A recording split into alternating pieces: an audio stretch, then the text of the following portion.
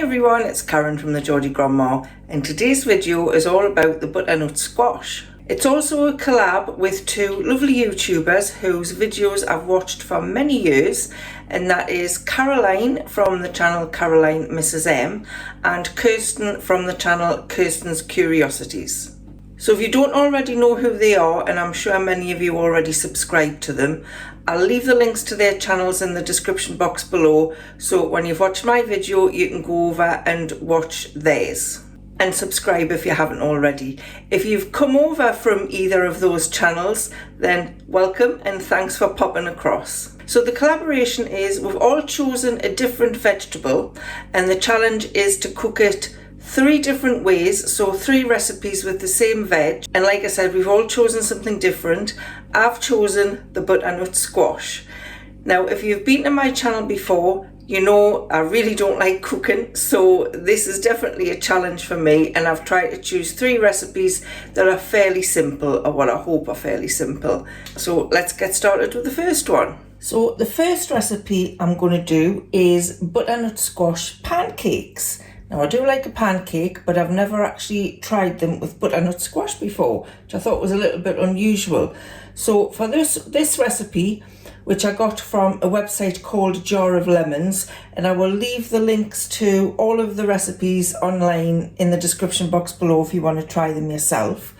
This recipe calls for some butternut squash cubes, which I've bought in a bag already cut up, because I find butternut squash really difficult to chop and peel. So I bought it in a bag. Some eggs, some maple syrup. I've only got the Skinny Food Company 0-calorie maple syrup, so that'll have to do. It also says vanilla, which I don't have. Oat flour, which I've never used before. Some baking powder, some cinnamon, some nutmeg, and some salt. It says to start by putting the butternut squash in a pot, cover with water, bring to a boil, then reduce to a low heat and simmer until the squash is fork tender. Okay, so I've cooked the butternut squash for about 15 to 20 minutes, and it said once done, drain it, which I've done, and either mash really well or add to a blender and puree until smooth. So I need half a cup of the butternut squash puree. This is an American recipe, but luckily I do have some measuring cups.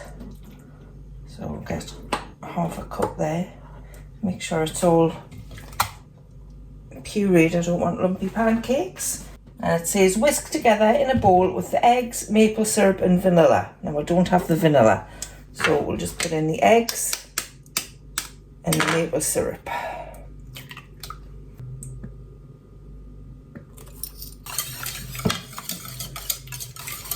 Now it says to whisk in the oat flour, baking powder, cinnamon, nutmeg and salt. So I'll put the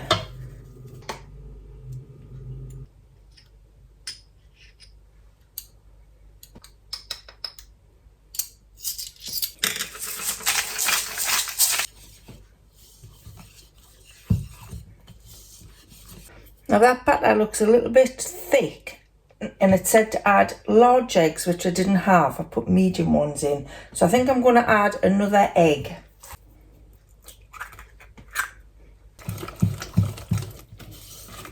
Now I just need to add the batter to the pan and cook the pancakes. I'm using this pancake pan I got, must be about 6 years ago now, and I've never used it. So let's hope it works.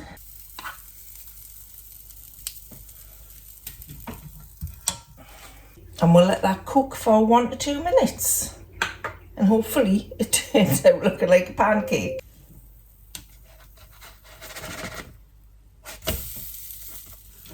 There's one pancake done. We'll try another one. So there's my nice stack of 4 in a tiny little one.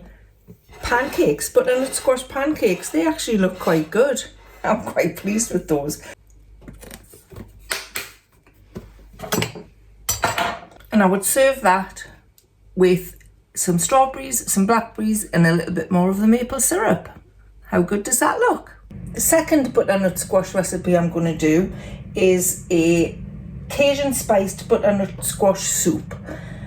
I do like a butternut squash soup, and I've never actually made one myself before, I don't think.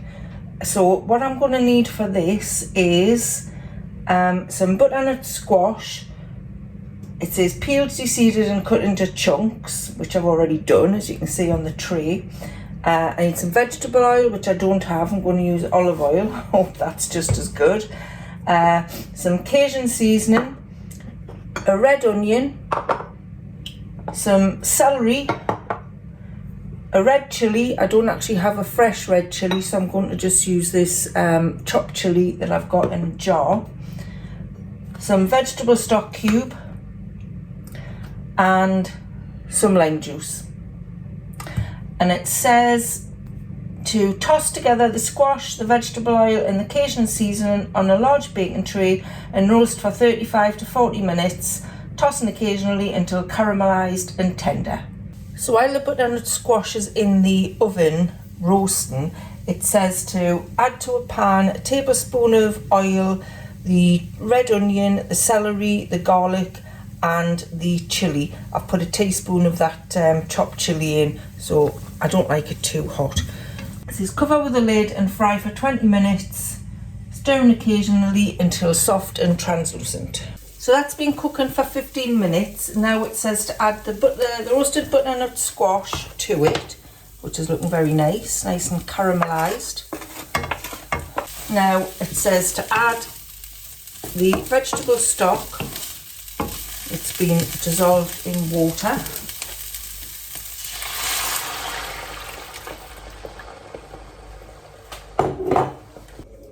And then bring to the boil and simmer for 15 minutes. So that's been cooking for 15 minutes, and it says to blend it with a stick blender.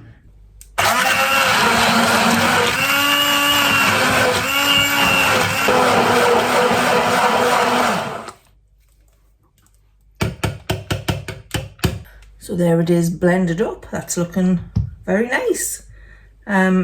It was looking a bit watery in the pan. I didn't think it would actually thicken up like that once I blended it. So it says to serve it with a swirl of coconut yogurt, topped with a sprinkle of Cajun seasoning and coriander to serve. I won't be using coriander because I really don't like it. By the way, that soup recipe was from the Tesco website, and I'll also link that below. So the third recipe with butternut squash is Jamie Oliver's squash and harissa rolls. So for that we need yet more butternut squash, some feta cheese, some chickpeas, spring onions, some harissa paste, some ready to roll puff pastry and 1 egg. Now it says in the method, it says to cut slits in the butternut squash and then cook it in the microwave. But as I don't have a whole butternut squash, I've just got this, I'm going to put that in the microwave. Okay, so I've microwaved the butternut squash. So that's all soft and I've given it a little bit of a mash. Then it says to finely slice the spring onions, which I've done, so I'm going to add those in.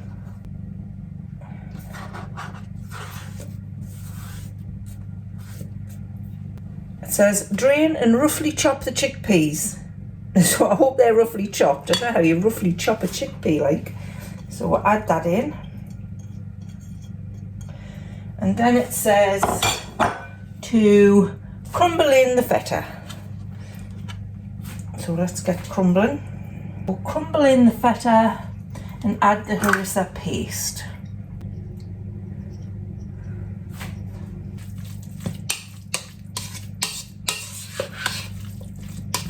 I'm going to leave that to cool for a little bit because that butternut squash is quite hot. I forgot to say it also needed seeds, so I had some seeds in a jar here. I think these are sunflower seeds. Doesn't specify the seeds, so I'm sure they'll be fine. So while that's cooling, it says on a floured work surface, unroll the pastry and cut it lengthways into 2 long even rectangles.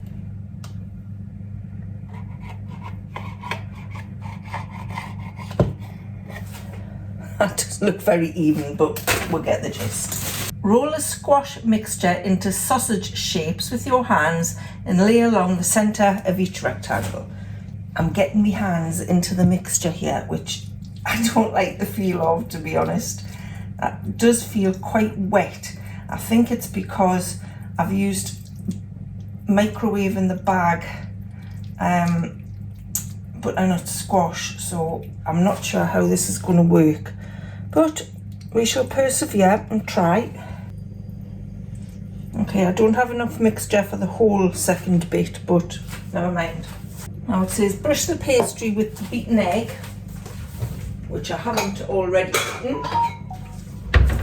So let's just get this egg beaten.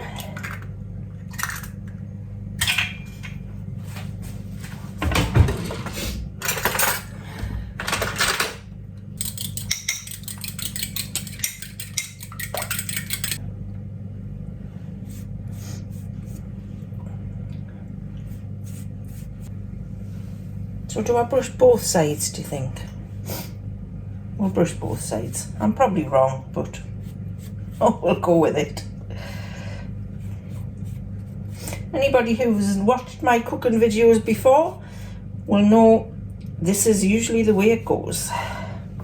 Okay, now I'm going to fold that over. I think I may have filled that a little bit full.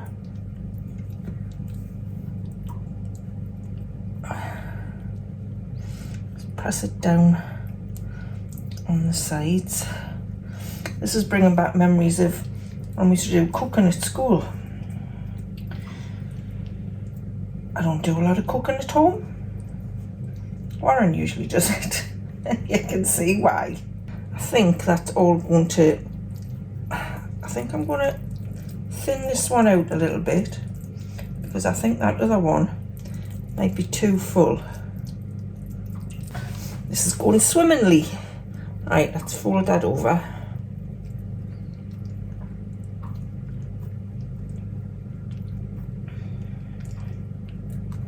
Right, I can see it is bursting out in places. Press down with your fingers or the edge of a spoon to seal the joints. Now I remember doing this at school with a fork, so I'm going to use a fork. Yeah, I would, if I did this again, I would definitely use an actual butternut squash rather than the one I microwaved in the bag, because it's very watery and I can see it seeping out the edges. Cut the rolls into the sizes you want and space them out onto a baking tray. So what size sausage rolls do I want? I'm going to trim some of this off. I've got a lot of pastry on the end there.